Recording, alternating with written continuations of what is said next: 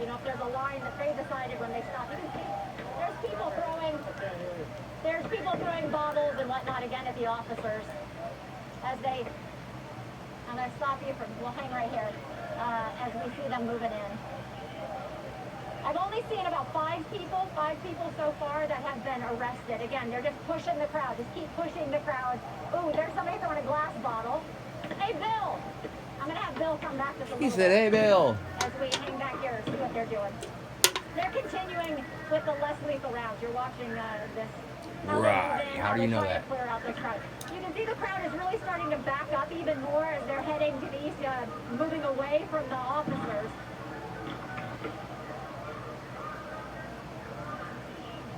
Oh, they're on Fairplex. I'm just trying to get a sense of if they are planning on trying to surround and arrest the crowd or if they're going to keep pushing them just to the east here. We're in Ogden now, at 3rd and Ogden here. And they're making a break in the crowd. But you can see there's still quite a bit of protesters, a number of protesters back there. You can see a number of cars, too. It appears there were people that were just caught in this. I can see one poor driver right now, a woman in her car, that had just been caught in the midst of this as they were pushing protesters back. From my vantage point, it looks like these protesters stretch back quite a ways. And that is pretty deep. The crowd is pretty deep. It's hard for me to tell, though, from the ground how many protesters we're talking about, but it looks like several hundred that remain here on 3rd, on this side of this protest.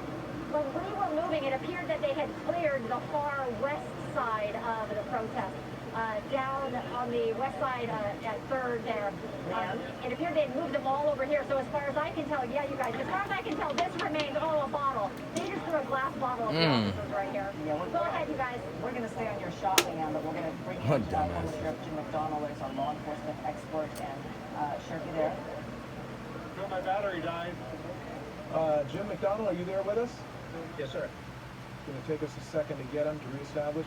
All right, Jim, can you hear us? Yeah, I can. Yeah, thank you. Okay, you have a unique perspective here because you are both former sheriff of Los Angeles County and also part of the command staff of the LAPD. So you can see this from the point of view as of a commander of two different police agencies.